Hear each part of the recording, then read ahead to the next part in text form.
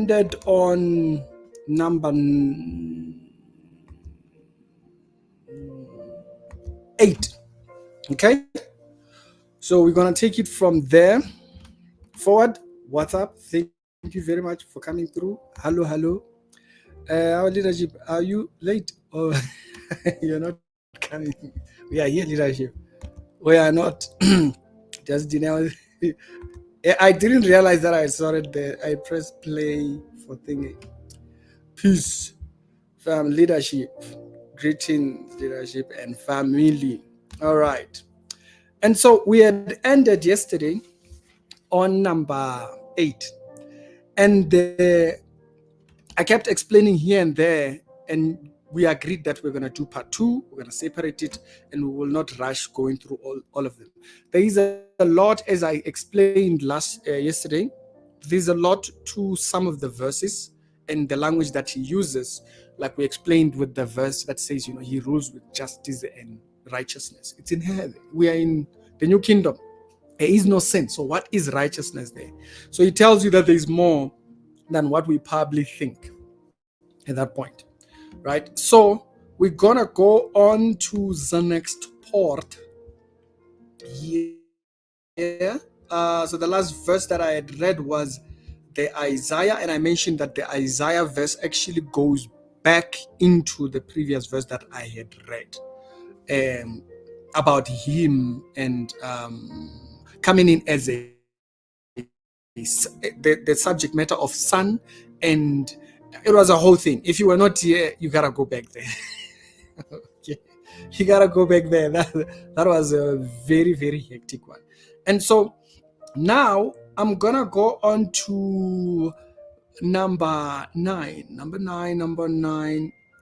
Actually, number 9 was the one that I was actually reading last, wasn't it? Yes, Isaiah 7. Isaiah 7. Okay, I'm gonna have to close all these other tabs. So let me just make sure that we did go through this one. And it's the verse that says, and there, no, King James, please. Right. I'm gonna try and be timely today. 1 hour is the limit of our stream, not 1 hour 30 minutes like yesterday. And so therefore the Lord himself, so if you didn't hear this part, we spoke about this part of himself, you could put it within Jesus manifest, which is John chapter number 1, by the way, and shall give you a sign. And actually this was number 9. Yes, this was number 9, just so that we can clarify, because I had added it in just as a bonus to show that it does actually reflect into number 7. So point number 7 was Isaiah 40, was it Isaiah 9? Okay. And so this is meant to be point number 9. And so we explained, we broke down the entire thing, the virgin, that's another aspect, and we spoke about the triple entendre, that it is one verse that speaks to so many things, right? Now, let me go into the next point, which would be point number 10. Okay. So luckily, I had numbered them here because I would have made a mistake there in my numbering. It would have later on confused me. This is a prophecy. So point number 10 takes from a prophecy in Jeremiah. It's a very fascinating one. Like some of these things, the 9 and 10. By the way, 9 and 10, we did 8 and 9. Yes, 8 and 9. We did mention you couldn't say these things about anybody else except Jesus. And so number 10 is exactly that as well. And so let's go back in there. Remember, I did advise, if you do write notes and you don't have a method, I'm not a notebook and thingy person. I like this method better. It allows you to commit more to memory and stuff like that. This method of writing your notes on sticky notes and have them like that, and so you can get a sticky note, that if you don't want it and your notes have evolved, you can just take it out or add a sticky note on top of that, and your notes continue. I advise that method. It's much more easier in your study. So write down the verses alongside the ideas of the explanations. So number 10 is Jeremiah. This one is also just as interesting. Now, when you read Jeremiah chapter number 31, verse number 14 to 15, we're going to go into it over there.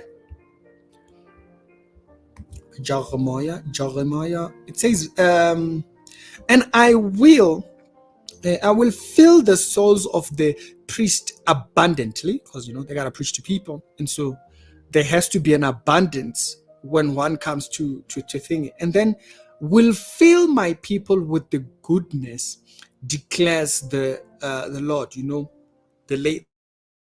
The priest labors, and the people see the goodness that comes from the preaching. It goes back into the feet of them that carry them. That verse, yeah. And so it has that reference. Blessed is the ones that carry that, whose feet carry the good. Yeah, you remember that verse? I think it's part of the Beatitudes, Matthew chapter 5. And he says, this is what the Lord says: a voice is heard in Ramah, mourn and great weeping, Rachel's weeping for her child. Now, I just want to contrast this one, because the thing that I also found interesting about this one is that it's the same. Hear me well. Oh my goodness, this is quite an interesting. This is why I say this one is very interesting. This one is almost contrasting what the beast or the beast system says about the Antichrist. Remember, in Revelation, the Antichrist refuses to weep. Is it the Antichrist or the false prophet? I will not weep. Something like that. Wait, let me look it up. I just forgot it. I had not written it on the notes. I just noted Revelation verse. Jeez, I should have written it down.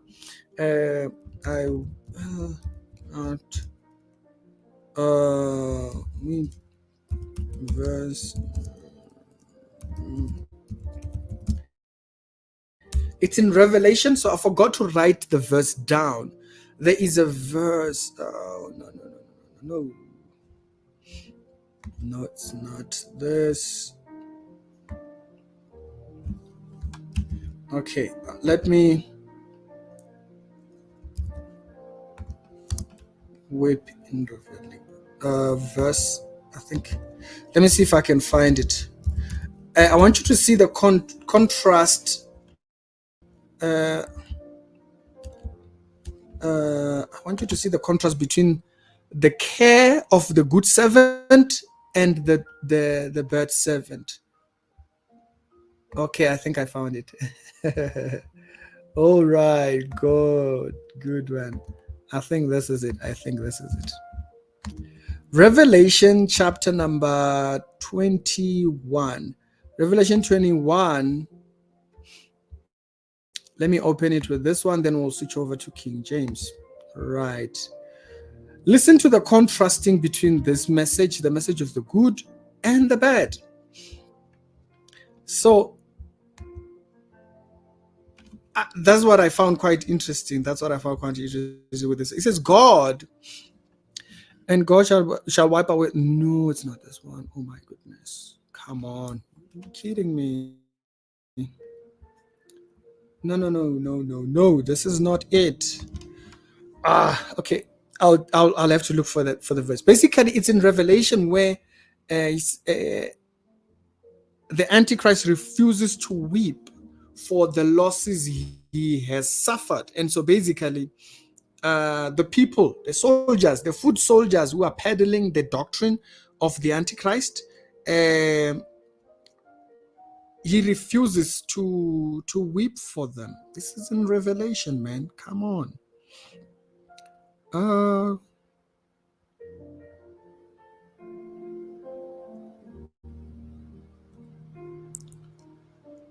man, I completely forgot the verse.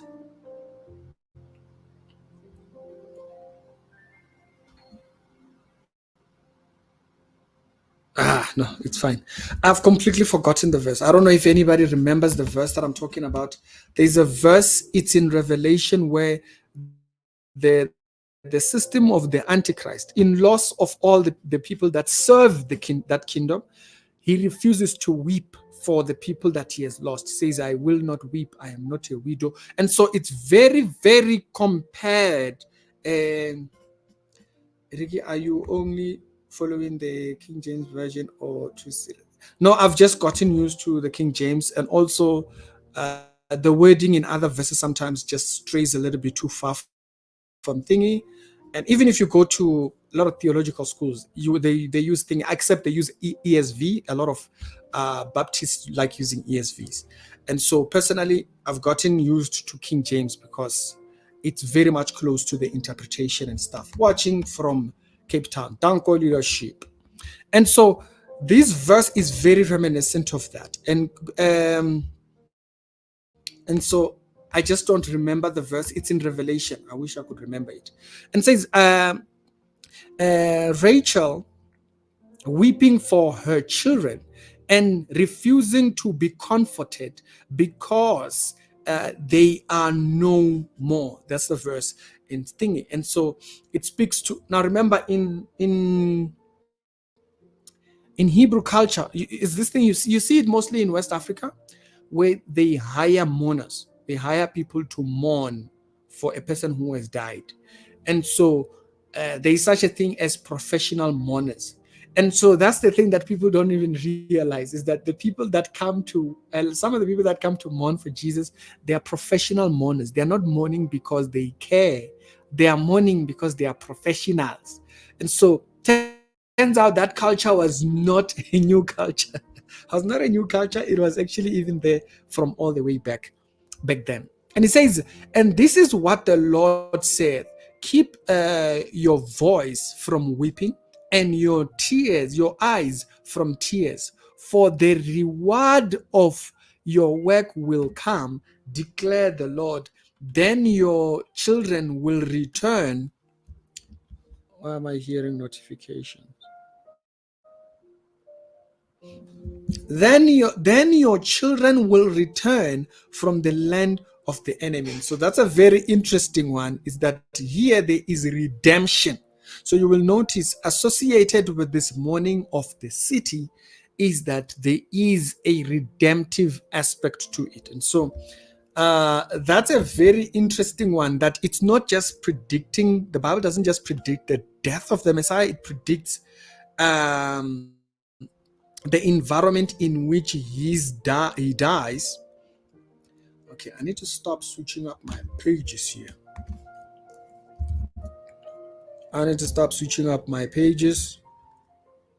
Okay, so let me organize them like this.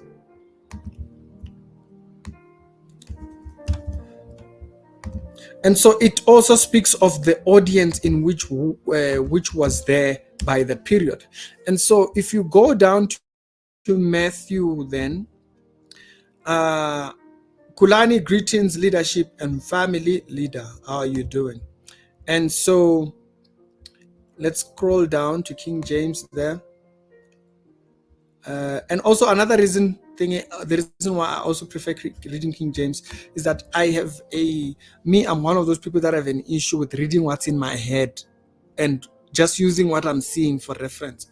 So otherwise I end up, words just get mixed up. And so I prefer reading King James because I end up trying to read it the way the King James reads it, and says,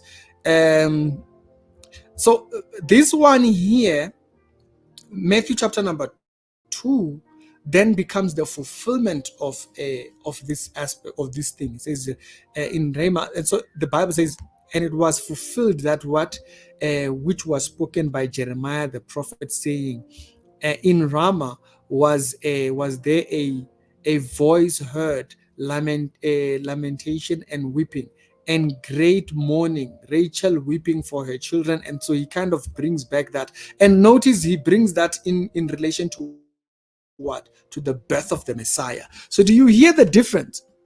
Do you note the difference here? People just take this verse only, that's why I say this book, you couldn't write it with your head. You could not write this with your head, because the verse, although it is speaking about Jesus being born, when you go to the original in Jeremiah, it is clear that he is citing to the redemption of this whipping, right? That they will come back from the from the enemy's house, okay? And also, it will be rewarded. So you're weeping and waiting for the Messiah, it will be rewarded. And then you go back, refusing to be comforted, because hey, damnation is quite a hectic thing. And so, and also, and weeping for the children, the idea of weeping for the children, or weeping for, so that's why I say this verse goes more than just prophesying the birth of the Messiah, because that's what it's doing, but then it's a fulfillment that there is a redemption, there is a redemptive aspect to the birth. That's why it says weep not. It will be rewarded in that they will come back. What? How? They will come back because they will be redeemed. There is an open plan for redemption. So that verse, think about it in those two. Yes, it's prophesying the thing, but it's also speaking of the redemptive work and the reception that takes place. And number 3, you could contrast it to the one in Revelation. Remind me to find that verse. Remind me to find that verse. It's in Revelation. I just forgot where it is, but it's a verse. Tamara, is Tamara here? Tammy, please check it for me, please. It's in Revelation. It's in Revelation. I would want you guys to have it in your notes. I just tend to forget the verse. The verse literally, it speaks of something along the sides. I will not weep. I will not, something along those lines, man. I just don't remember. I just don't remember how it phrases the verse. So we will go on to number 11, but that's a very interesting one for that fact that it speaks of the redemptive aspect as well. So number 11 comes from Isaiah. You can notice that Isaiah tends to have a lot of these prophecies, because Isaiah's, because remember those two prophets that are met in the book of Luke, Salom and Simon. Is it Salom and Simon? Yeah, those two. They speak to two different messages. I've said I wish I could kind of recall.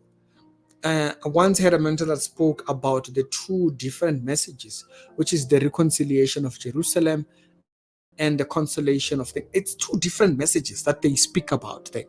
And so this Isaiah focuses on those things. Now, this one comes from Isaiah 40, 3 and 5. Isaiah 40, 3 and 5. And I'm going to skip over them. And this is what the verse says. And it says, every valley will be lifted up, and every mountain and hill will be made low. Okay?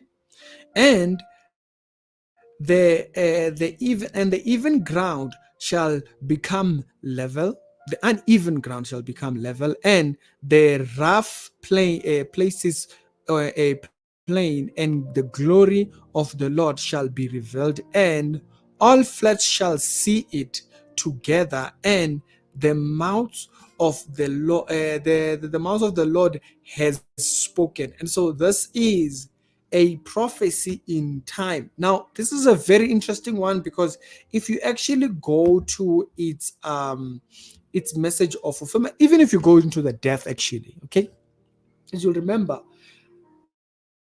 there is this earth-shaking earthquake during the period of his death, which rips apart the temple and causes cracks, and then also tears apart the clothing veil inside thing. Now, if you go to the book of Luke, the book of Luke,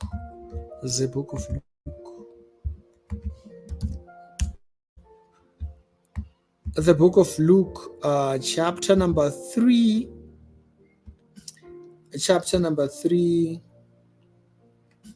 Okay, I'll just take it in the NIV. It's fine. And when this one is not, it's not. And he went into the country around Jordan. And so I've illustrated that there were places where you would have verses that talk about he went up to Jericho. He came from Jericho going to Jericho.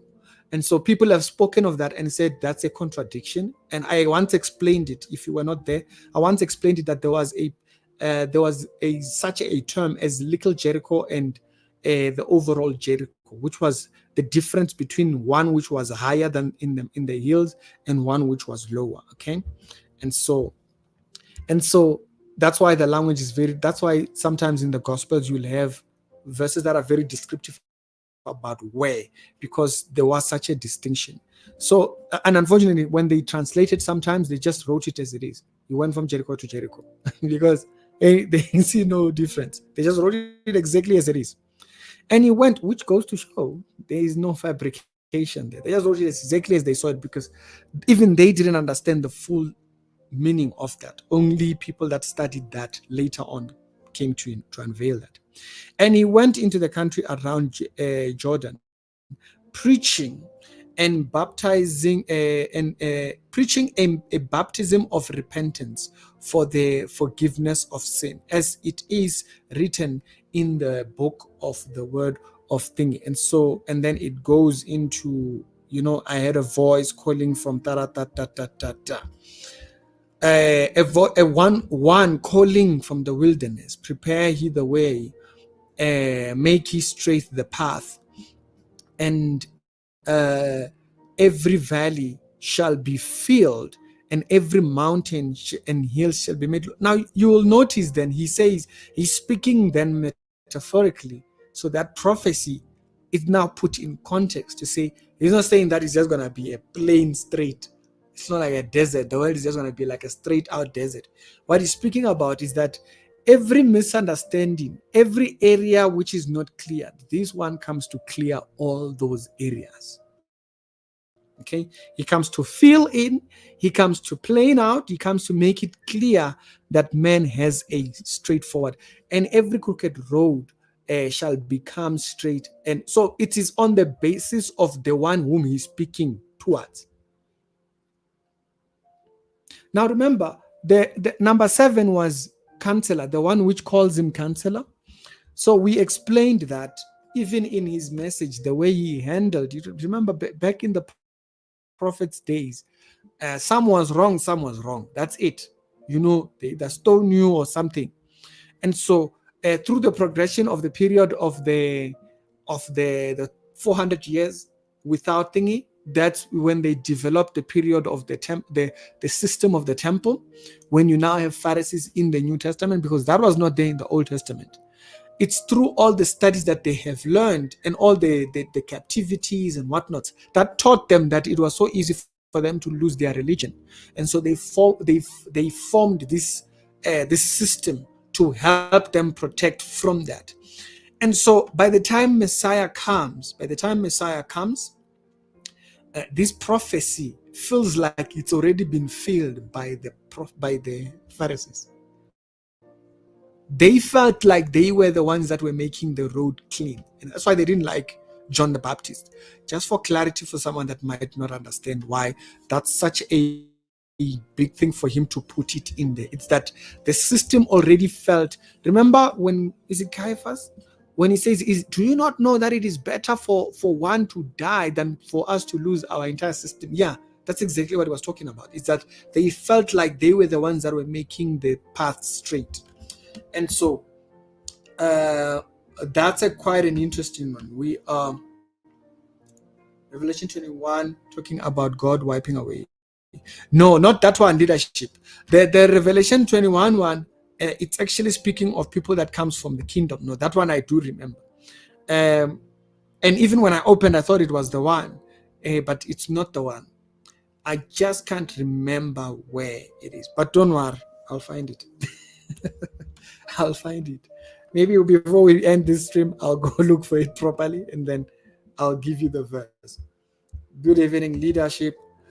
And the family, let's not just watch. Please do like the video. Does help it out in the algorithm. YouTube is all over the place these days. So do like the video. before you know it, we would have disappeared. You will not see us in the recommendation. Like, YouTube is being stupid right now. They are destroying their own platform, these people, with this shorts nonsense that they're doing. So if you don't know what I'm talking about, YouTube's algorithm is terrible right now because they keep trying to implement they're trying to merge the shorts and the long form, and it's killing people's channels like crazy. And so that's why a lot of people don't see notification, you don't see recommendation, what to do. And so number 12 comes from Psalms. Now the psalmists are very interesting because there isn't one. Of course, we could refer to many others, but a lot of them, mostly people don't want to see them as prophecies because they feel like it's more of the cry of the psalmists, or is speaking poetically, which most of them are prophetic. And but unfortunately, when you step into certain circles, they tend not to think it. So please remember the previous one. The previous one is a pure highlight of the message of the Messiah. Okay, a complete focus back unto God. He makes straight the paths. And so that's a very direct line. I want to just note on 12, I'm going to put both fulfillment and where you see it in the Bible. All right. And so this goes to Psalms, as I said. It goes to Psalms, and it says, I will tell of the decree. The Lord saith to me, you are my son, today have I begotten thee. Now, this is literally what they begotten. By the way, that's where we kind of come back to seeing that the name, when he says begotten son, it doesn't just mean like, oh yeah, he begotten. Like the same way it would put it when you are putting a genealogy. No, that's where we realize that the word begotten given to Jesus means special. It's not just like, Abraham begot Isaac, or so and so I begot Jacob. It's not just he gave birth to this one, gave birth to this one. It's not just that. It's that it means special. It means different, unique, which brings up the subject or title of Messiah. So when he says, I will decree, now I want to read the context around it. Jeez, I remembered something. I might have not noted it in my notes, but there's something here. Yes, okay, now it was verse 6. Oh, Jesus. I almost forgot it because I felt like it was a different verse, or I thought maybe it was given two different verses. It's verse 6 that leads to 7. So it says, and I have installed my king on Zion, upon my holy mountain. And so if you take this one and the previous one, you can see why I wanted the 11 and 12 next to each other. He makes straight the plain so that the mountain of the Lord will be the one that's recognized. And you'll remember, even in the prophecy of the statue, right? It's the same thing, is that it destroys all this and it brings up one that stands out.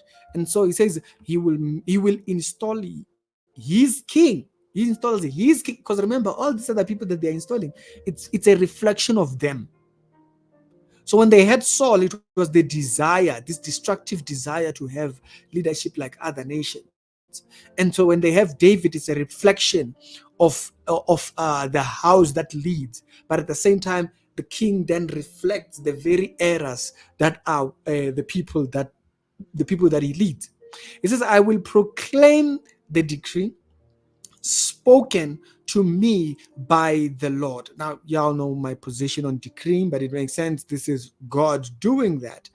And so I've spoken to me by the Lord.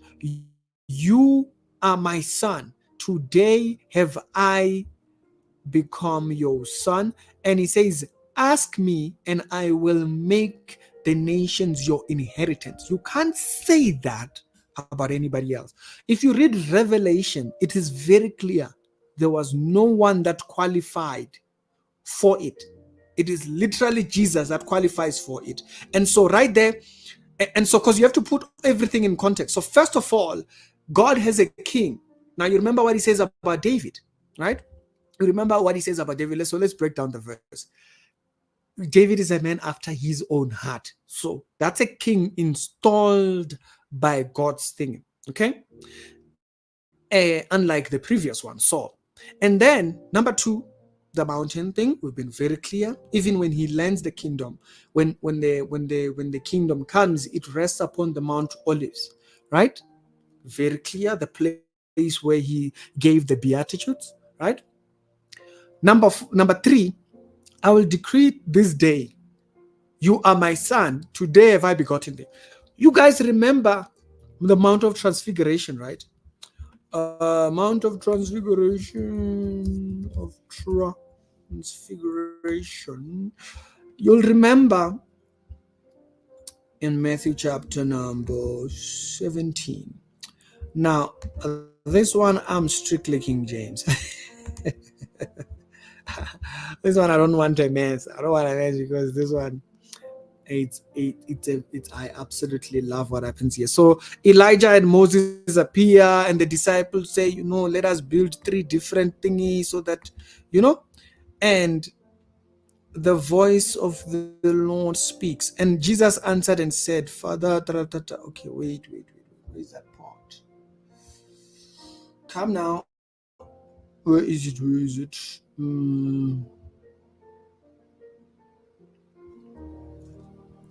Wait a minute.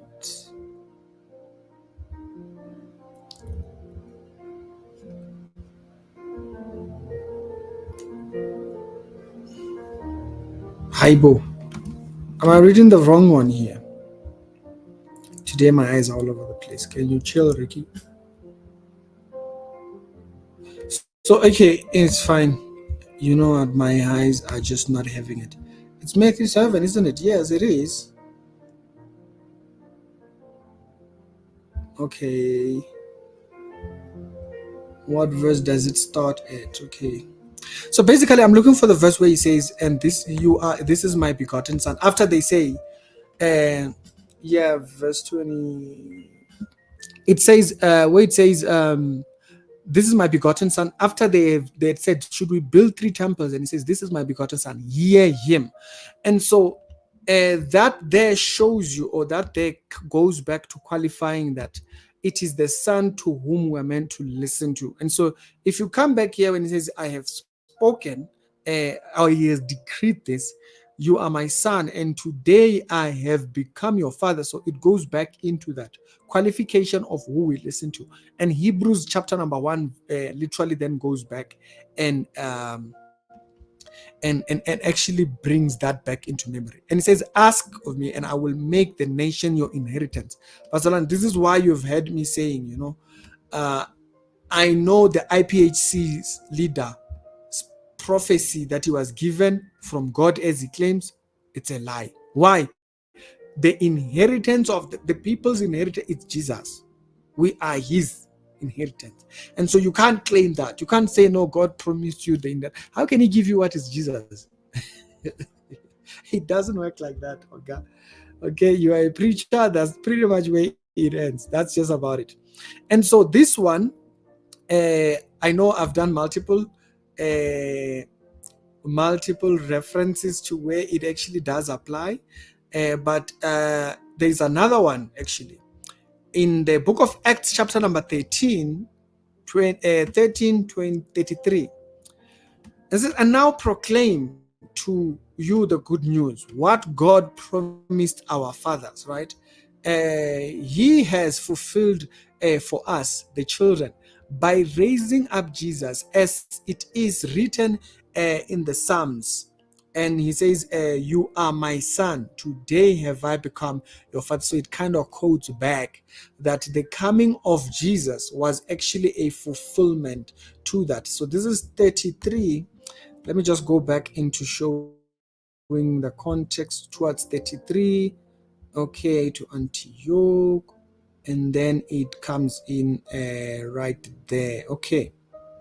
"And God has raised him from the dead, and never to see decay." Now, that's a very interesting one. Verse 34, because you will remember that the promise was to David. The promise of dying and not seeing decay was to David. But we knew David died and he saw decay. And so that's where the thing comes in to say that Jesus is the king that does not see the decay. And so remember, how does the verse start? He is installed, he's king. So you see how just one verse has so many things you could say about it. Okay? Because it was to David. That promise of not seeing decay was to David. But we know that David went to the grave. So who didn't see decay? As a matter of fact, one of the apostles actually brings it up and says, no, David is with us. Okay? But to whom was that done? It was this one here. So this verse is multi-layered. Okay? It's multi-layered. Till date, they had to lie and create a fabrication that the body of Jesus was stolen, because they couldn't deal with the fact that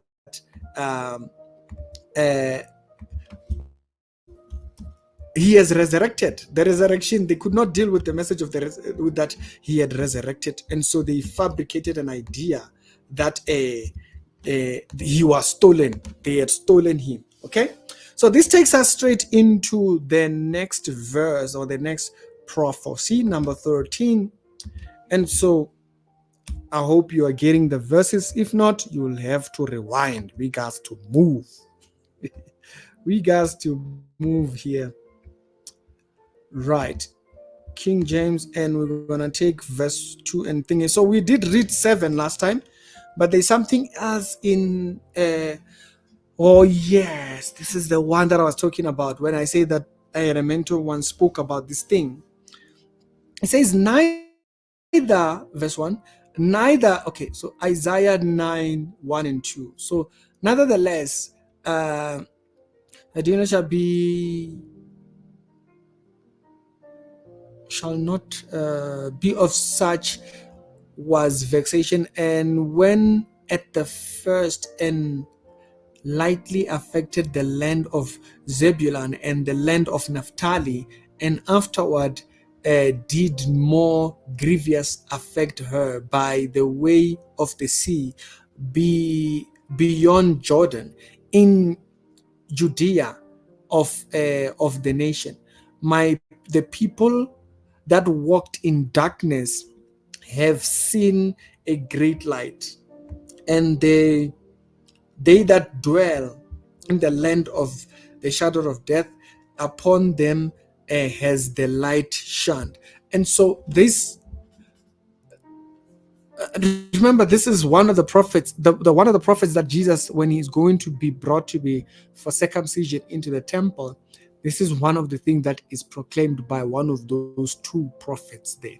Okay, because it was actually that the people, so basically this tone or this idea that the people that dwelt in darkness, you see the verse number 2, the people that dwelt in darkness. Now you'll remember that this comes with a judgment, with a very heavy judgment. It comes with a heavy judgment because he said it would be better for those who were in Sodom of Gomorrah than for you, because they had rejected the truth and they had heard it. You know, you have a responsibility to truth once you have heard it. And so if you go into Matthew then says back, because remember, again, I just want to confirm this. Remember, Matthew is writing so that the Jews would understand that Jesus fulfills. You know, other writers are writing with a different style and whatnot and stuff like that, different things. Luke is writing because he wants an account, a professional account. Luke is a scholarly person. He uses language that is very scholar-like. He's writing to a person of well-educated background, theosophist, whatever his name is, and then you have Mark, bit Greeky in his thingy, and John written to the church. And so, but Matthew writes particularly for the Jews to know that Jesus is fulfilling thingy. So when it makes sense that in Matthew chapter number 4, then he is the one that says, okay, Leaving Nazareth, he came and dwelt in Capernaum, which is upon the sea coast, remember? Which is upon the sea coast, on the border of Zebulun, right here. That's it right there. It's very easy to miss. It's very, very easy to miss. Remember, this is Isaiah. Guys, you can't make these things up, man. You cannot make this thing up. The people afflicted in the land of Zebulun and Naphtali, and afterward did more grievously affect her by the way of the sea, beyond Jordan and the place of Galilee. It's along the sea coast. So where does Jesus go when he's now fulfilling this prophecy? Jesus left Nazareth, and he came and dwelt in Capernaum, which is upon the sea coast of Zebulun and Naphtali. Prophecy fulfilled. That's crazy.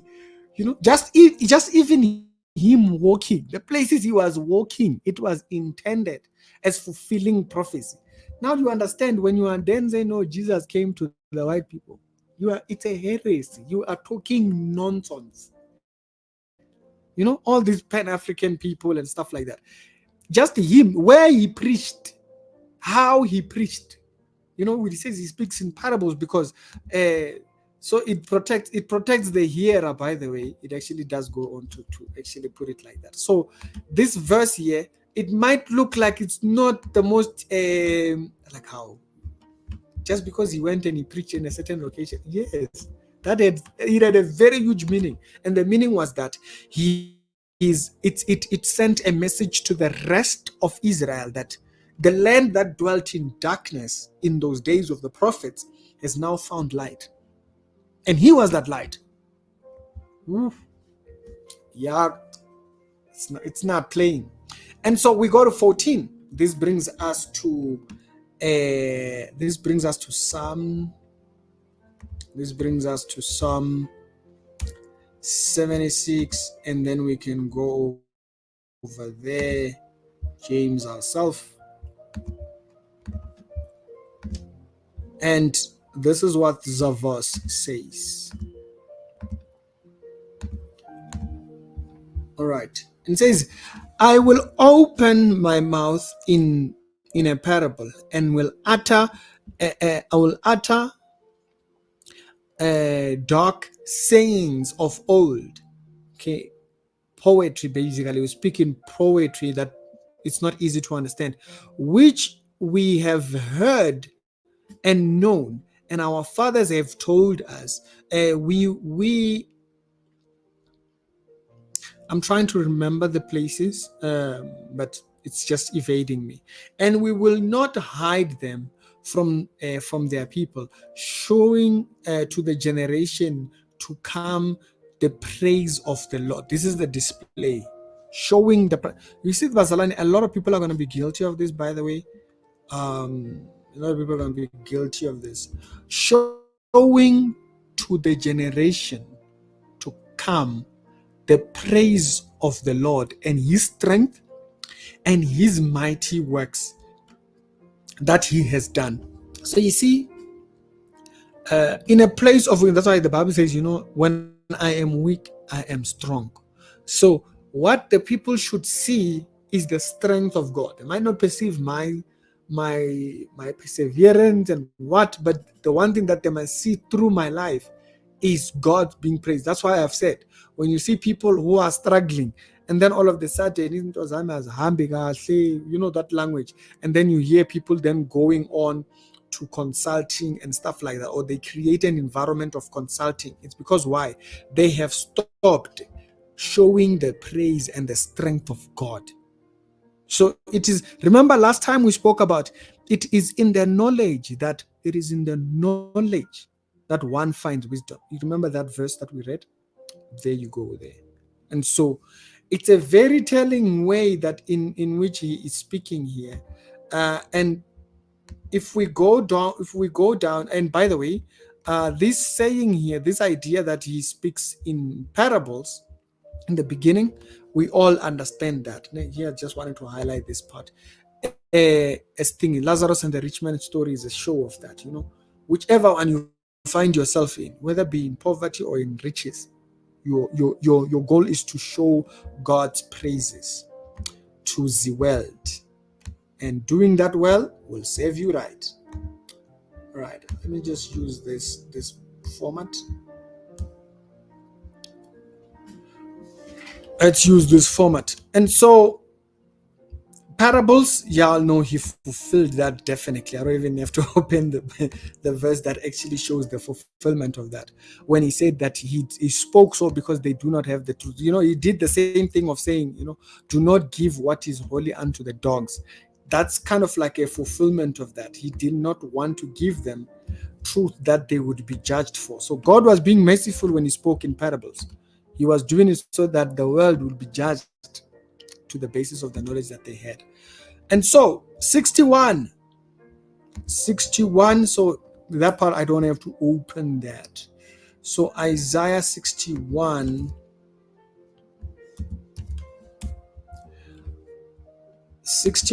and we go there. Some verses are very straightforward. Says, so we're gonna take 1 and 2 here. For the Spirit of the sovereign Lord. Okay, so the Spirit of the sovereign Lord is upon me, because the Lord has anointed me. So you remember he appoints a king in the other verses. Yeah, he has appointed me. So the Bible speaks the same language. To proclaim the good news to the poor, not poor as in the pocket, poor in spirit. It becomes very clear about that in the gospel when you read Matthew, the Beatitudes. To proclaim the good news to the poor, and he sent me to bind up the wound, the brokenhearted. Okay, to bind up the brokenhearted, to proclaim freedom to the captives. Remember Jubilee, the 7th year fulfillment, and which is also why we say Sabbath was the day, Sabbath was the person.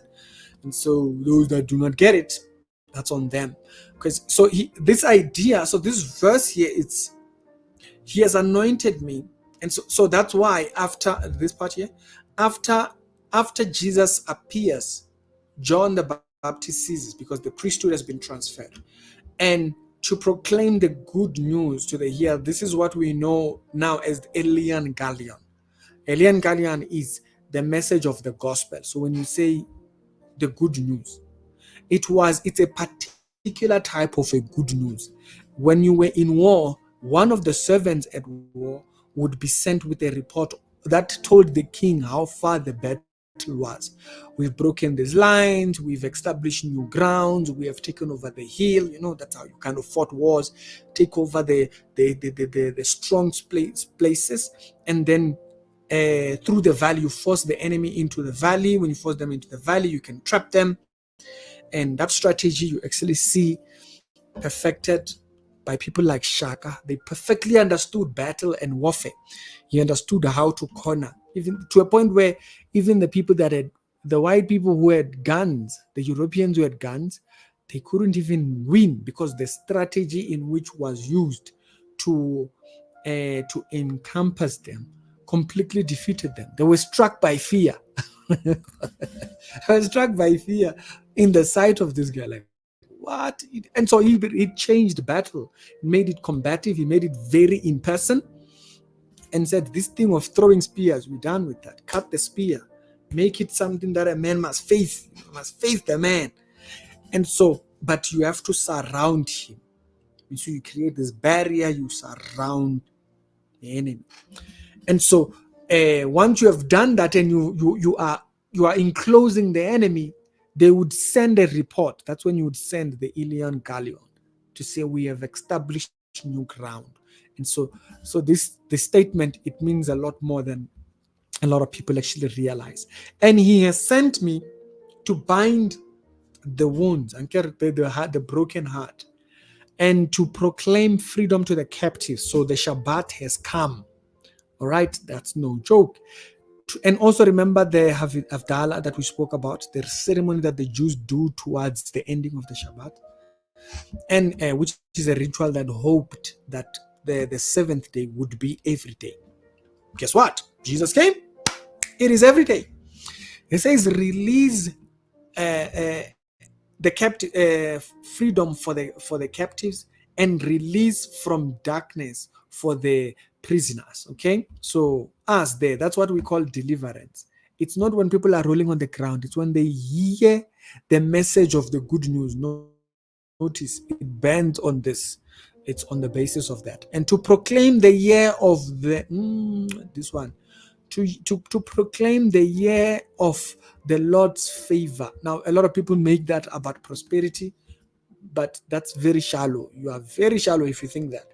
Favor doesn't just mean prosperity or doing well. The aspect of mercy, abundant mercy, okay, or love, that is what do you call it? Agape. That's that. Agape love. The year of the Lord's favor, so meaning God's overarching, the thing that he says in Psalms. Okay, I'm just giving a bigger picture. It's always bigger than what we think. Okay, and so that it means more than just favor, do well, favor, you are liked.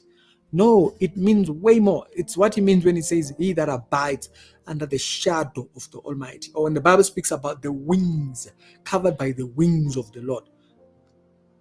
It's not just prosperity. It's not that God has.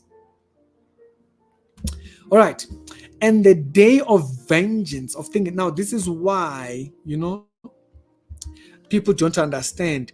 When I am born again, we have been delivered. So you see this verse, you can literally preach salvation through this verse by itself. And so we are delivered. I'm no longer subject to that. I don't need to roll on the ground. I don't need deliverance. I might struggle financially. It doesn't mean I have a case. I might take way longer to get a job. That does not mean I have a spirit of delay. It's nonsense. That's just ideas that the devil gives people. You see, to proclaim the year of favor, so it's an overall, okay? But then also remember that remember a day with the Lord is as 1,000, right? And so an eternity of a person's life. So from the time you were born again, you found an eternity of God's covering. But then the day of vengeance of our God, meaning this is when God is really going to give it to them. Now you'll remember when John chapter number 3 says, he that comes unto to the Lord has thingy. And then it then goes on, I think it's John 3:18, I think, if I can remember it well. And whoever, right, it's here. Whoever believes in him is not condemned, but whoever believes not stands condemned already. Already, right here. Already.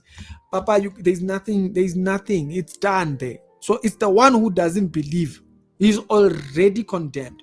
And so if you take that into context, therefore, right? If you take that into context and you go back into that verse again, this is why it says the coming of Jesus was the declaration of the vengeance, the day of vengeance of the Lord. Is that the day they disbelieve him, that's the day it is all over. Vengeance has been declared. They might as well just, there's no use, might as well just die, go on. Of course, they're not just gonna die. It's because they still have to give birth to kids that are gonna come to salvation. So there's that. And to comfort all that mourn. Now we are clear here. This doesn't mean that we won't face things that cause us difficulty. That's a delusion. Okay, so they phrase mostly prosperity gospel within that idea. The idea that thing is asking, is that Shabbat? The verse says, note what it says. Jesus is our Shabbat, by the way. We've explained this several times. You'll have to go back. I made a video about what the Shabbat observers are avoiding or they don't see. Where is that? Remember this idea that, when you see numbers with God, it has meaning. And so bear that in mind when you see here, when it says a year of favor. That was a period within thinking. They understood it to be the Jubilee period, which was the 7th year. Okay. And then it says to proclaim freedom to the captives. And so there you go. You found freedom. They are captives. Why? Because now they can rest. Where? In Jesus. Okay. And so it is a lot more than sometimes what we are thinking. Okay. And we can go right into that a lot more, because we got to go. And so it's important we understand that, because it illustrates way more. Sometimes you're reading one part of a verse, but it speaks to a lot more that's happening. All right. Number 16, I'm gonna highlight it here. It's coming from Psalms 69. Psalm 69 8. 69 8.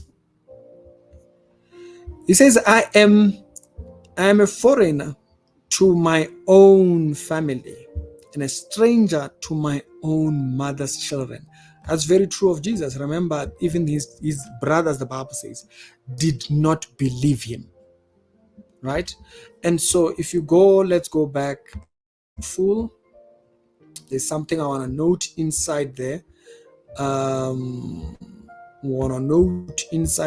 That is verse 8. And so if you go back, okay, right here, those who hate me without reason outnumber the hairs of my head, and many are my enemies without cause. Those who seek to destroy me, I am forced to restore what I did not steal. Come on, guys. That's so prophetic. He is dying for the sins of the world. He didn't do it, but he is now at a position where he has to. Okay? And so he says, my guilt is not hidden. Okay? It's very clear in Jesus' life, the kind of life he lived. Okay? And so it's, my guilt is not hidden. He says, and not be disgraced because of me. So he says, for those whose hope is you, not to be disgraced because of me. Jesus Christ. So this is a reference to the prayer in the garden. Y'all gotta see that. Jeez. And this is for I endure scorn for your sake, and shame covers my face. I'm a stranger in my father's house. You can't say that about anybody. Oh my goodness. One of my favorites. Oh, this one you gotta really read it, the entire thing. It says, for zeal of my father's of your house consumes me, and the insult of those who insult you fall on me. By the way, oh my goodness, where is that verse? No ways, bruh. There's a verse that I completely forgot to write. I'm only thinking about it now when this verse comes up. You can only say this about Jesus. I gotta find this verse. I really gotta find this verse. This particular, because remember when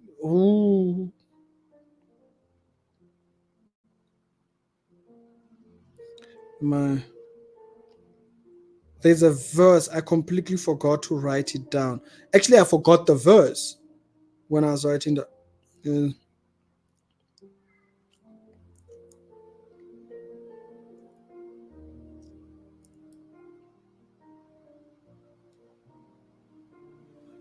Let me find this verse.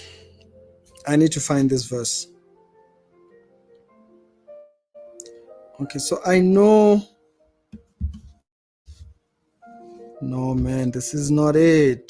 This is not it.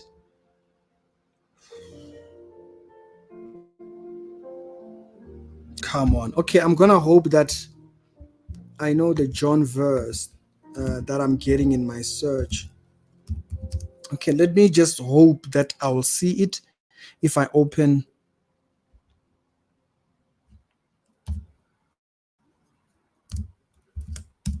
Let me just hope that Bible Hub maybe will have it in the context, Russ. Okay, so his disciples remembered that it is written that the zeal of your house will consume me, right? And so this is not the verse that I'm looking for. So John, this particular verse, yes, it's referring to the Psalms verse that I'm just reading right now. The consume that Christ was consumed by the message or by the work of the house. There is another verse. Come on.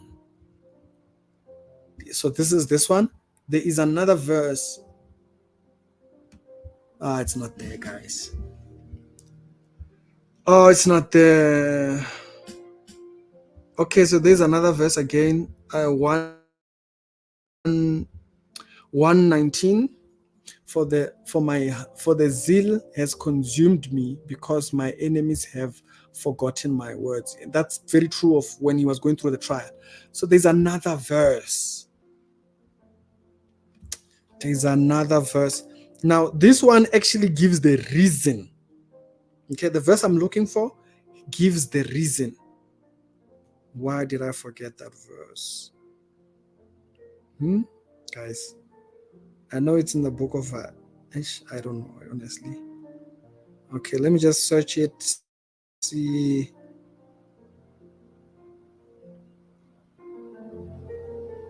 Okay, I don't have too many searches, don't worry.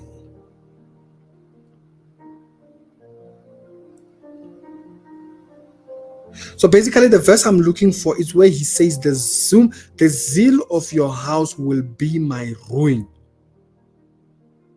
That's the verse I'm looking for.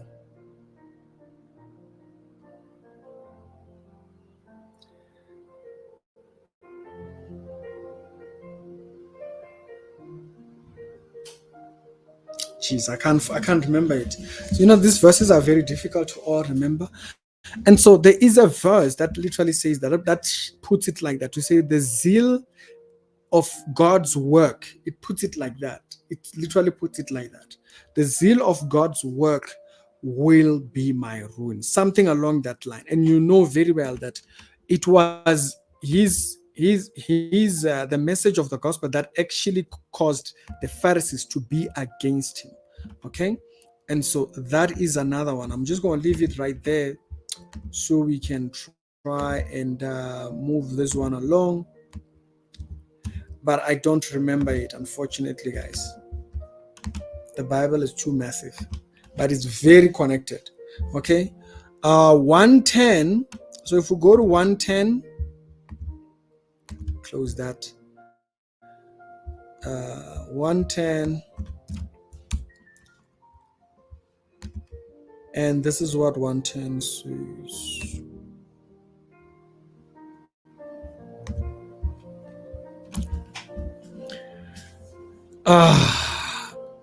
It says, and the Lord has sworn and will not change his mind. This is in the old. You are a priest forever and in the order of Melchizedek. Now, this we know to be Jesus, but you will see that the verse actually says this in Psalms. This is said in Psalms, guys. Okay? So it's not like the Bible is presenting new information.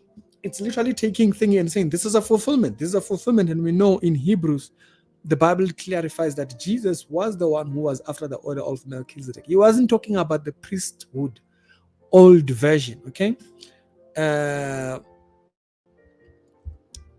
So 10 verse number 4 says, listen to this part from verse 2. It says, and the Lord will extend your mighty scepter from Zion. Okay, so it starts from there. And saying, rule in the midst of your enemies. Those that don't like and your trophies will be willing, and your day of battle arrayed with holy splendor. Your young man will come to you, like drew from the morning's womb. And then it says, for I have sworn.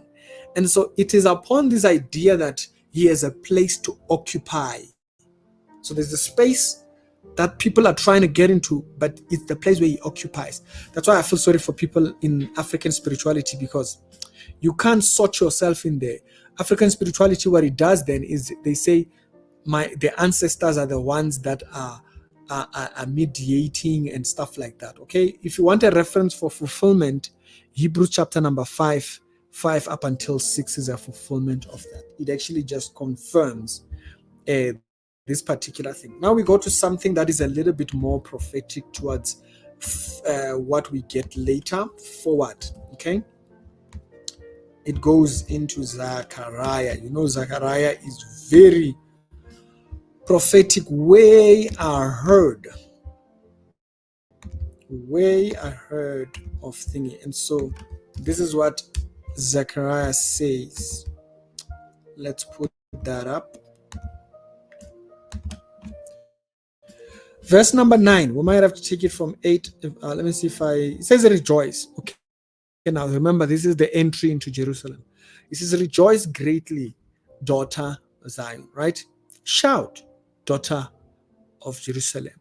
See your king come to you, righteous and victorious. So even during the battle, that's where you have to see him as victorious, lowly and riding on a donkey, on a colt, and far over. So this is very prophetic to what Jesus does when he now enters the city. And so actually for fulfillment, you can then go on to check out the verses that I'm going to write down in the comment section. So because there's about 2 verses that I noted for thingy, so you can just write those down so I don't have to read too much. But we all know this particular situation. But the thing that I wanted to highlight as well within this prophecy is that it is in the act that you see him victorious. You know, it's not when you perceive victory, it's during the act. You know, people want to see it's in the act. You know, if you're if you are Lazarus, you have to see God as a healer in the position you are in, where you don't seem very much like a healed person. You know, not that you are there busy. No, I proclaim my healing. No, it's that God is healer. Though am I not? Do you see the approach of the Hebrew boys when they are approaching the fires? That even if we don't see it, Oga, now so we day. Now so we do. So this takes me to another one, and this is the betrayal. The betrayal is it's also very much prophesied, and that's Psalms. That speaks towards Psalms. Psalms 41.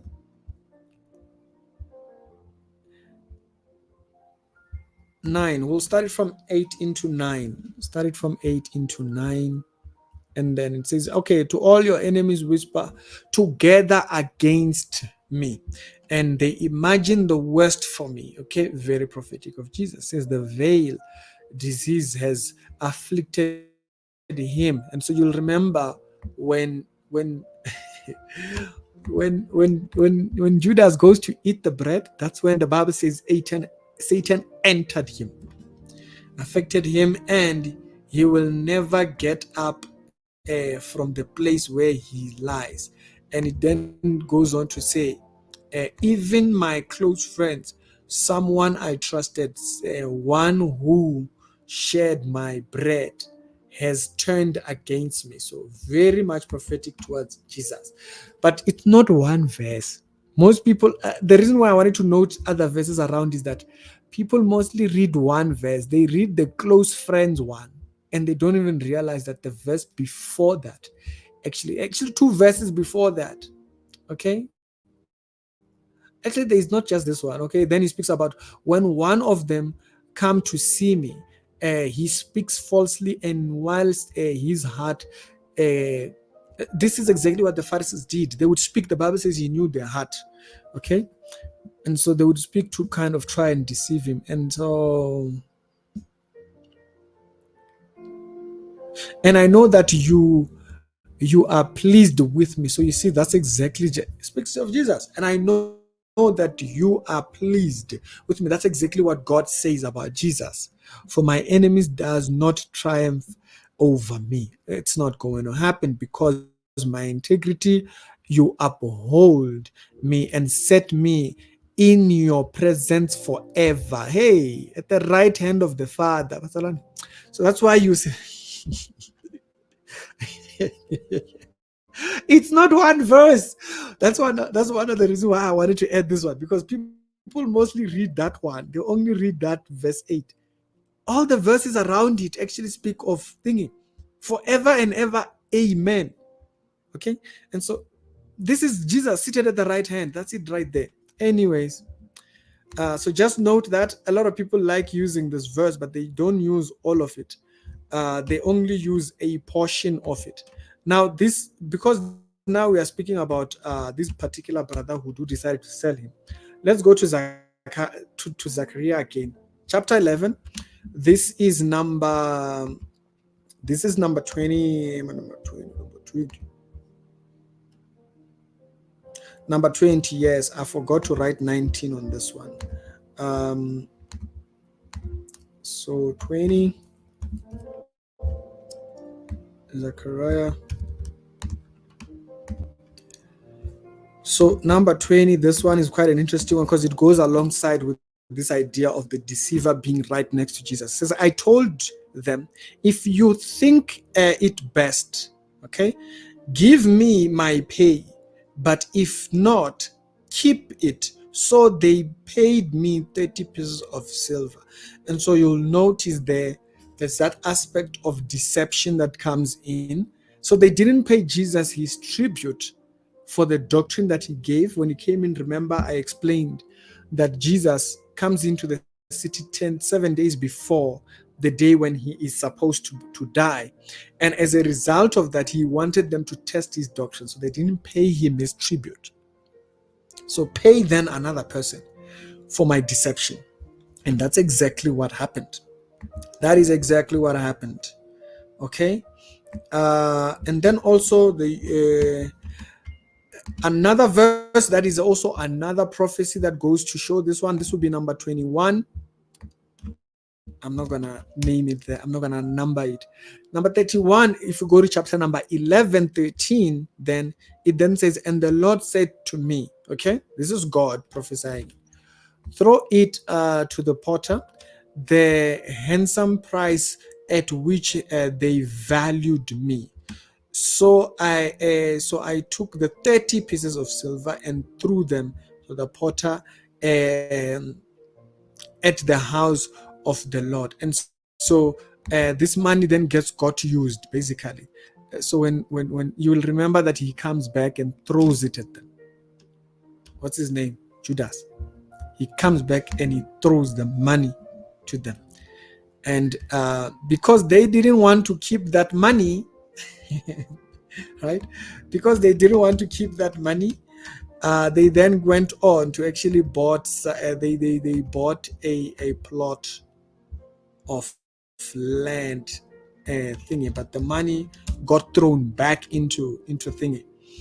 And so if you go to Matthew chapter number 27, it says, and then was fulfilled that which was spoken by Jeremiah, okay, Jeremy, the prophet, saying, they took 30 pieces of silver and that they priced of him at that was valued, whom they the children, okay. So you remember he did this for the children of Israel, and so you might actually just put it like that, and gave it to the potter's field. And so there you go. So the money, you see the way the prophecy puts it. You remember the way the prophecy puts it. He speaks about it being thrown back into the house, right? threw it into the house. Threw it into the house. So when he came back, he brought back the 30 pieces of silver because he said, I have betrayed innocent blood. So they took that money because they refused to take it back from Judas. So they took that and then they said, my friend, take your money. Okay. So he refused and then they went and bought a field with it. And so fulfilled to the dot. Fulfilled. That's number 21 right there. Number 22. Number 22. I skipped numbering there. Number 22. I got a discipleship study at 9 o'clock. Number 22. And we've crossed the 1 hour mark. Number 22 is Isaiah. And in Isaiah, we're going to go particularly to chapter number 53. And this is what it says. And it says he was possessed and afflicted, yet he was oppressed and afflicted, yet he did not open his mouth. So it speaks about Jesus during the trial. And he was led like a lamb to the slaughter, and as a sheep before thinking. So it's speaking of his silence during the trial. And if you actually go to Matthew and Mark, the Bible does show areas of that being fulfilled. I'm going to post the verses that confirm it down in the comments below. So if you check the comment, I gave 2 of the verses that show a fulfillment of the silence. So it doesn't only prophesy his entry, he entered on a donkey. It prophesies his silence. It prophesies the environment. It prophesies the scenario. It prophesies the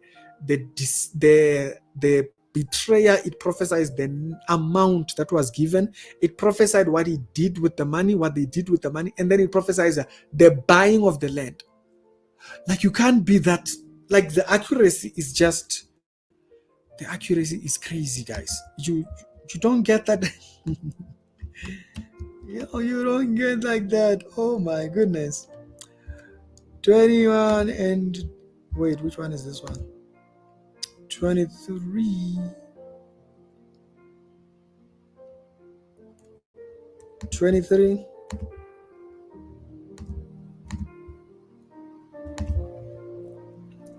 Wait, which one was I reading now? Isaiah 53. That's 22, yeah. So we are at 23, yeah. 23. We go to 50 now. At 50,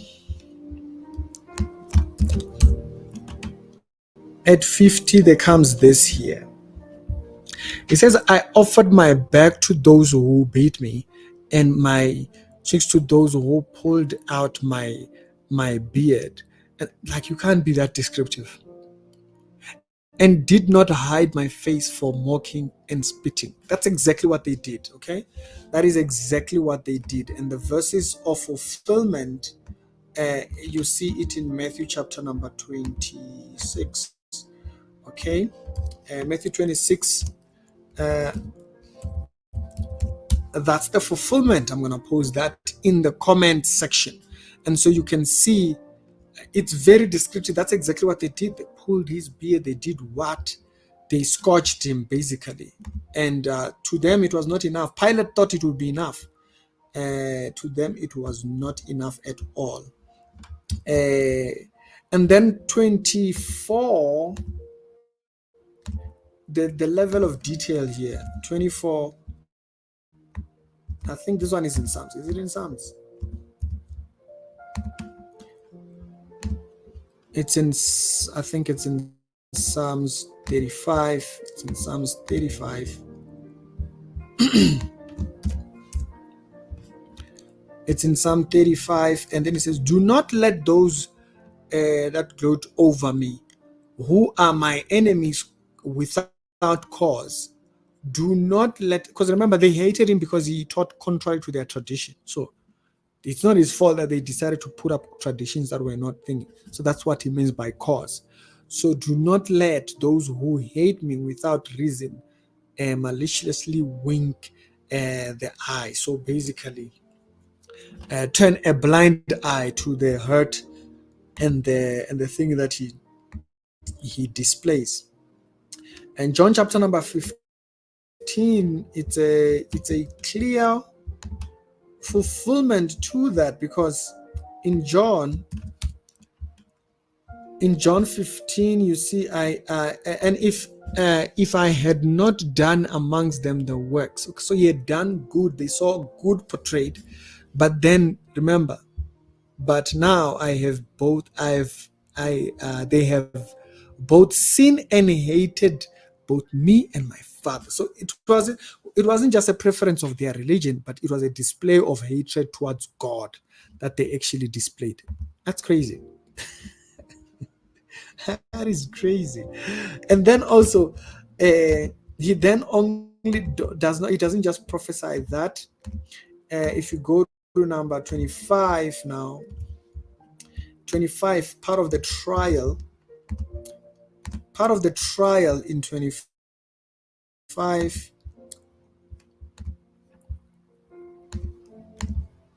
the level of detail was just something. So in 25, part of the detail of what he says, they will give him a portion among the great, and he will divide the spoils with the strong, and he poured out his life unto death. And so that's a very messianic thing, by the way. It's messianic. Why? Because Jesus didn't die succumbing to his wounds. He poured it out. He gave it. Okay. And numbered amongst the transgressors. Okay. So he was put in between two people who had transgressed the thingy. And he bore the sin of many and made intercession for the transgressors. And so this year it's another thing that he was prophesying, very particular. As they were beating him, putting him on the cross, he then says, Father, forgive them, for they know not what they are doing. So that's a very telling thing. And then not only does he prophesy that, he also prophesies what they gave towards the fulfillment of his of the purpose of his death. And so number 26, number 26,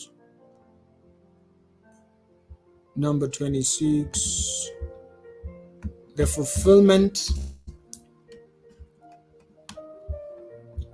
And it says, and they put gall in my food and gave me vinegar for my thirst. And so you'll remember that towards the period of his being on the cross, instead of giving water. Now I want to explain why they gave you that. They gave you vinegar because it will make your thirst worse. Okay. These guys were torturing people like they had become experts. Okay, they had become experts at killing. These people were machines when it came to killing. So the vinegar was meant. So you'll wonder why did they give vinegar? It's because it made you more thirsty. Okay, and so they mingled and gave him vinegar to drink, mingled with gall, and when he had tasted, therefore he would not drink it. So notice, he didn't drink it because this mixture was supposed to actually not only make your throat dry or make you thirsty even more. It was actually make you to make you weak, so that you would be willing. Now remember, he is the lamb.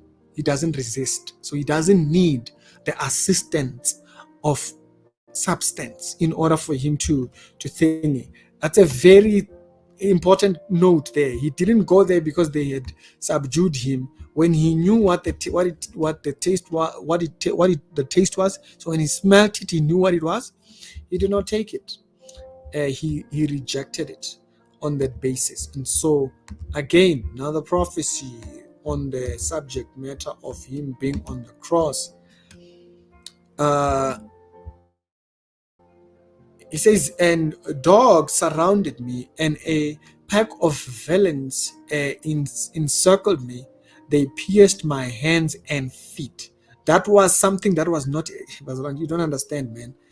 The psalmist, when this psalmist was written, the method of execution, of crucifixion, did not exist.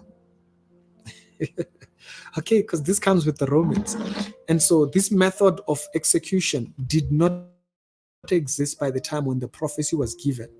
And so for him to be that detailed that he would say, oh yeah, they're gonna do this. And so it's very clear that was done by God. He prophesied the entire thing, man. You don't get that detailed. And so you don't get that detailed. The fulfillment, I'll post it down in the comment section.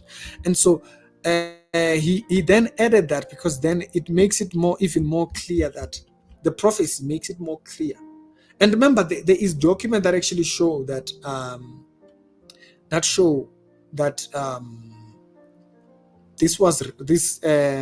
these things were written exactly at the time when they were. The Dead Sea Scrolls as well coming up, and the origin and how long they've been there. And so only confirming that these records are true indeed. Number 28.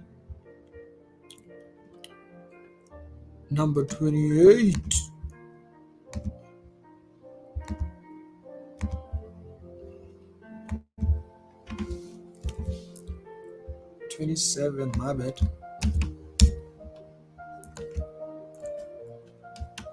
27, it takes us to Psalms. And so this method of execution did not exist by that period. And so for him to prophesy that to that detail, and says, all who see me mock me. And remember, that's what they did in front of the cross, shake their heads. He trusted in the Lord. They said, let him rescue him. And you remember what they said about the angels. They said, if you believe that, let the angels come down and deliver you. And you'll see that portrayed in Matthew and also in the book of Luke. I'll post the fulfillment of that, of the mocking that goes on in the comment section. And so that was another highlight. And then also Psalms 22, which takes us to another element on like the detailed level of these verses. You will think that's why they hate the Bible, guys. They don't hate it for no cause. They hate it because it is extremely convicting. This, you don't like the prophecy level of this one. It's just something else. And so they mocked. But Psalm 22, okay, and these verses are not in one place. Psalm 22 then says, and they divided my clothes among them and cast lots for my garment. Now, that's verse 18, right? If you actually go back a little bit in there, can you show me the full verse, please? 18, if you go back down in there, they divided my clothes, and says, but you, Lord, do not be far from me. And so remember, that is prayer. Yeah, remember that, right? He says, you are my strength. Come quickly, help me. In 3 days he is resurrected, and deliver me from the sword. Remember, that's what they stabbed him. They stabbed him on the side. And my precious life from the power of the dogs. And so the dogs, remember, he doesn't mean thingy, he means the unbelievers who were not hearing of truth, which were the Romans that actually he was submitted to be killed by. Okay, rescue me from the the level at which he prophesied the details of what happens to him. It's quite crazy. Now, all the way back in Exodus, as a matter of fact, then he displays the level of his wounds. Okay, number 29.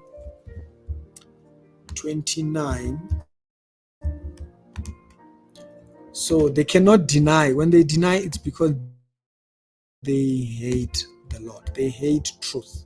Period. There is no other thing. Is that they hate the truth that much. It says, and I will be beaten inside the house, and taken none of the meat outside the house. Do not break any of the bones. So that's exactly what happened to him. They didn't break bones because remember, they stabbed him. The sword that we read about, they stabbed him on the side with a spear, and not break any bone, because that's what they did to you. They would break your bones so that you will not have strength to lift yourself on the cross, and so you can't inhale. So when you don't have strength in your legs to pull yourself up and inhale, you are forced to collapse your lungs, right? And so that strains breath. And so that's a clear one right there. And so, and then also number 30, number 30,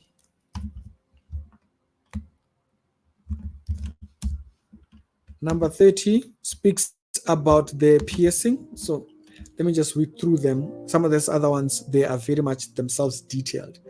Zechariah 12:10 then details the side wound that he has, right? And so, and you see the fulfillment of the side wound.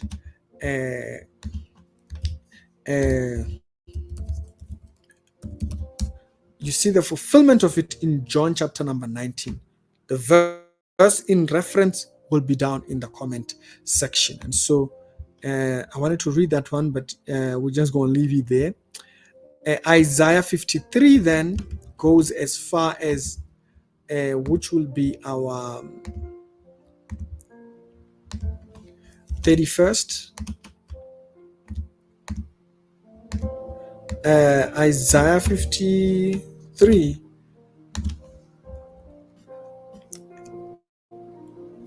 Ah, man, this one is quite something. Wait, this one I gotta read. I don't think I wrote all the notes on this one, but then, and so he will be assigned a grave with the wicked, and with the rich in his death. And so see the cross, he dies amongst the wicked, but then he's given a grave amongst the rich. Well, that's exactly what happened. He got a grave that had never been used from a rich person, and he had done no violence, nor was any deceit in his mouth. So he never lied, he never spoke a lie. That's why the Bible says, count it that all men be liars, but God always be truthful. And then you go into the resurrection message now. The level of prophecy as well goes back to the psalmist. That's why I say Psalms has a lot of prophetic things that it says that a lot of people just put as, he's just speaking, hey, some people, because you will not abandon me to the realm of the dead, nor will you let your faithfulness see decay. So this verse here, okay, yeah, that's the verse I meant earlier on. Yes, I forgot I wrote it down. And so this verse is a display that resurrection was actually spoken about. And so remember, the fourth day Lazarus was already smelling. Jesus does not see the raising on the fourth day, so he rises the previous day to the, quite telling. Lazarus waits a day, and then Jesus 3 days, a sign of Jonah, you might actually put it. That's how the Bible actually notes it as. And then they say in Psalm 68. Psalm 68. Yeah, it's a lot of gymnastics. You can't, it's a lot of study work, you have to, for you to see all of that. And so it says, who you ascend on high, you took many captives, you redeemed resurrection, you received the gifts from people. Even remember when he was born, even from the rebellious, that you, Lord God, might dwell there. That's quite an interesting one, that he refers to him as Lord God. there. That's a very interesting one. I didn't want to just quote that one. I don't want to just quote that one. I had to really read that one because it has a full-on meaning. And then Psalm 101, this would be 32.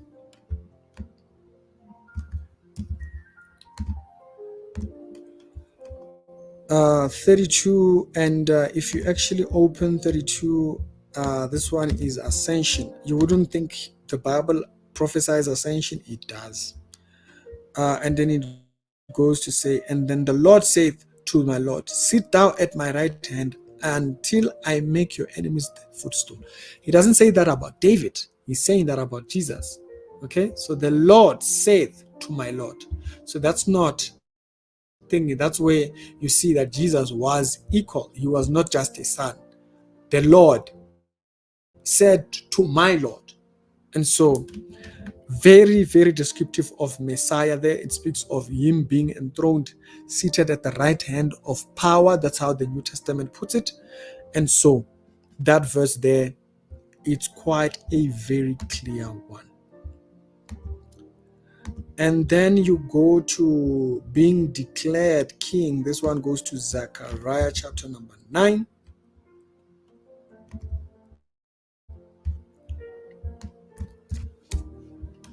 It goes to Zechariah 9.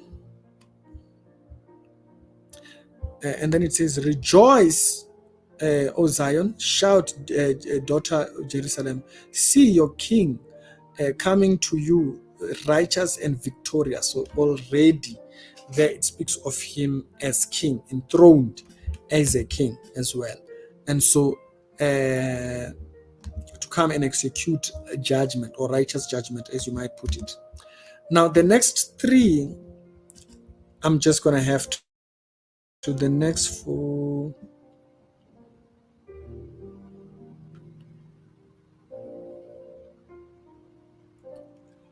Okay, so some Isaiah 35, 5 and 5 to 6 then gives a highlight of the performance of miracles. That would be number 33. That would be number 33.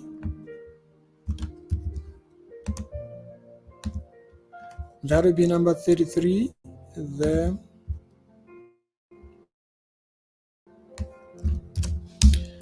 Let's just wrap it up. We've exceeded it, but let's wrap it up so next week we can. And says, then will the eyes of the blind be opened and the ears of the deaf unstopped. Then will the lame leap like deer, and the mute tongue shall shout rejoice.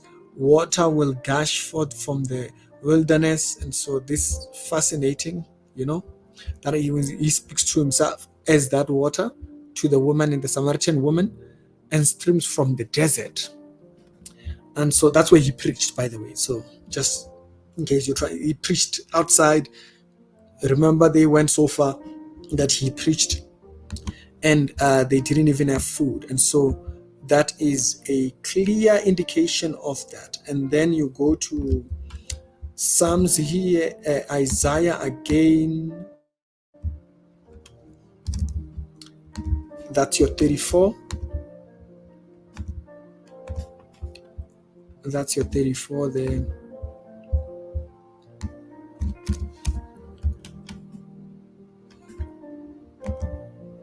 And Isaiah, this one says, the Spirit of the Lord. Now, the thing that I wanted to note here, particularly that is a bit different to thingy, is that the preaching of the message. Remember, the law was a very rigid message about do this, do this, do this, do this. And so, but then this time he says to preach or to proclaim the good news to the thing. And then this message, this is a completely different message to the one that you see in the old. And so Isaiah wanted to note it separately because of that. Okay, the preaching of the message was very different to the one that was thinking. It was to say it's done. The message, the restoration has been done. Okay, mankind could not achieve that, but it is done. And then the sixth last one, the fifth last one takes us to Isaiah. Takes us to Isaiah 61 to thingy, and this one, the same one, the healing of the broken. Now remember, this is for the purpose of authenticating the message, just like the last one that I noted. And so when you read the book of Luke, it's very clear. Every message is to highlight that the miracles that Jesus did, they were for a purpose. So there's a lot we can say about that, but I will highlight this more when we speak about the sins. Okay, that's next week's live stream study. And so on this one, I wanted us to highlight that part when he talks about the broken, healing of the broken. It is a clear message of restoration, like a complete restoration. But it's not just restoration of health and body, because we know that the body has a day when it is redeemed. It's a clear thing about what God is making it possible for the believer to come towards righteousness. Okay, and so it's a completely different message. It shows you. That's why I've said countless times, the message of the believer is not the law. We've illustrated that. We're not going to debate those things. Okay, and then you have the message to the afflicted. I think this one we can make it our 36. The message to the afflicted. Now, you do see it in the previous verse, but also Isaiah 53 does illustrate this one. Okay, so the message is the one by which you wound. You remember the part where I was talking about suffering, when you suffer or when you have sorrow and all this type of things, you have to associate them with the right, with how God would lead you through them. Just the same way you saw Lazarus and the rich man's story there. 37, I'm going to want to read. 37 I want to read because I'll show you why. I have another discipleship class, as I mentioned, that I'm supposed to do, but and he was despised and rejected. I want you, this one I have to read because maybe somebody has not seen it, that it was prophesied. He was despised and rejected by mankind. This is important to understand that even the disciples ran away from him. Okay, and so when you are in error, look at Peter. Peter rejects Jesus, and Jesus looks at him and says, Peter, you will deny me 3 times, but when you are strong, strengthen your brethren. So don't think you are offending God. That's the reason why I wanted to read it, because do not think you are offending God because you did something wrong.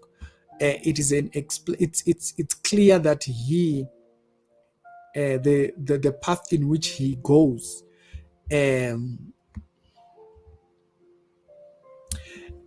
it's not possible for you to offend him.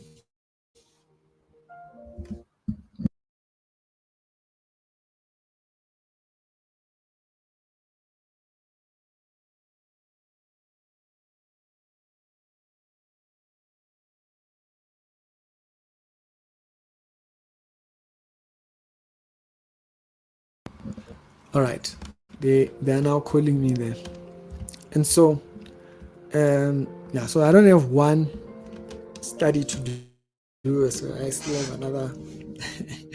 And it's a bit of a private group, that one. And so let's finish off this one. Now the next one, the 38, I want to just note this verse. So, but we're gonna take it from 50. We're gonna take it from 50. We're gonna take it from 53.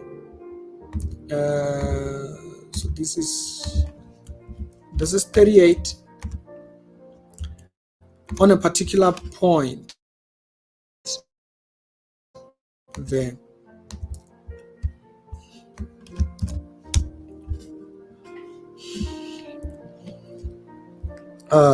But he was pierced for our transgression, and he was crushed for our iniquity.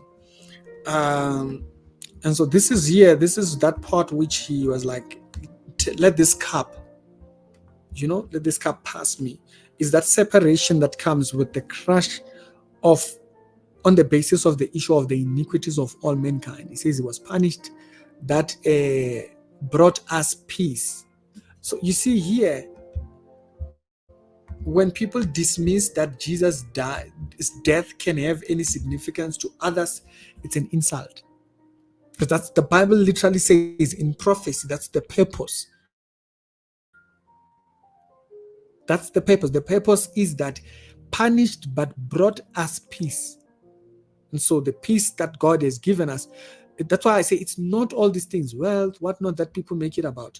You have to be very clear about what it's saying. It says he bore the wounds for wounds, we are healed. Through his wounds we are healed. And so through the suffering that he went through, we found peace. So this year, why? You remember that the Bible says, when they say peace, peace, then sudden destruction comes upon them. And so because people have rejected this form of peace, it then brings them thinking. Now, speaking of that point of death, which he was at,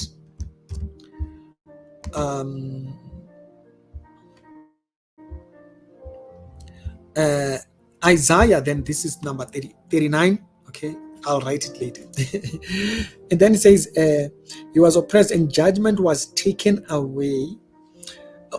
Notice that it says by oppression and judgment he was taken away. Yet who of yet who hey, King James. Now you see what I was talking about when I say it's best I read it in the version that I think, because I started trying to read it while it says he was taken from prison and from judgment, and this here is meant to highlight death, burial, and crucifixion. And then it says, who shall declare his generation, basically. We shall declare his revelation. For he was cut off from the land of the living, for the transgression of my people was he stricken. So this here is to highlight, if you have sympathy for Israel, to say, they didn't know. No, they did know. They did know. It was not hidden. The plan was that it's a person. It was not always meant that it was going to be an animal. Okay, so they knew this thing, it was there. And so now, once you now have this now will say, okay, so if they knew that it was a he who was going to suffer that, it becomes important seeing this here. This is number 40, okay? I don't want to have to keep renaming and stuff. And so number 40, I'm gonna just take, let me just make sure my notes align. Yeah, it's the alignment of the new covenant here. He says, but behold, that days come, saith the Lord, that I will make a new covenant with the house of Israel and with the house of Judah, not according to the covenant I made with their fathers. It's very clear. The old one, that's not the one we are going with. And in the day that I took them by hand and bring them to the land of Egypt, which my covenant they break, although I was the husband unto them, saith the Lord. Okay, and so he says, but this be the covenant that I will make with the house of Israel. Okay, so there is a new. What is that new one? Okay,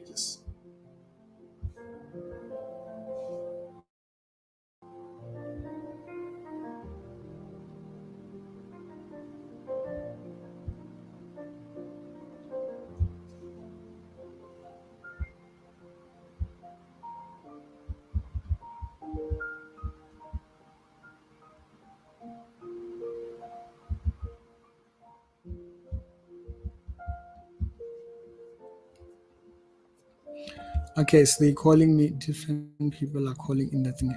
So, and now the part I want to read, it says, after those days, saith the Lord, I will put my laws in in inward parts, write them in their hearts. So the same thing that we've mentioned, that the old law was on stone, it depicts the message written in our heart, because the Bible says the heart of flesh, it kind of puts that particular tone to it. It uses the idea of the heart of flesh, is that now our hearts are not stony like the Israelites. Ours now is able to receive the message from the Holy Spirit. It's not that we need to hear things. So this one was very clear. God is going to establish a new covenant, but not only will He establish a new covenant, God has an intention of using the man Christ Jesus in order for Him to do that. And that Isaiah verse, makes it very clear that He was taken. This He is the one who is going to remove them from things. He's not a man of violence, all the things that it says about Him, right? And so this will open the door for us to then do the one of the sin. Okay, so we'll do that one next week. I just needed us to finish this one. There's some things that I spoke about here that I will recall back. Ne? So I'm sorry we took so long, but we had to get it done. So for those that ended, that just came in when we were thinking, uh, we just completed all these 40 that were prophesied. So we can open a door for us to talk about the sin. When Jesus is dying for sin, what kind are we dealing with? What? Don't worry, you'll see next week when we do that one, that study. So thank you very much. I gotta go to another study here. Jesus, today there is no rest for the Monday. So basically, that one is a discipleship group. So basically, people that I disciple, but these are people I know personally, right? And so, which is our duties. You always have people that you are discipling or growing in faith. And so, y'all have a good one. I'll see you next week. Live sharp. Share the video if it does enlighten. And I'll see you later.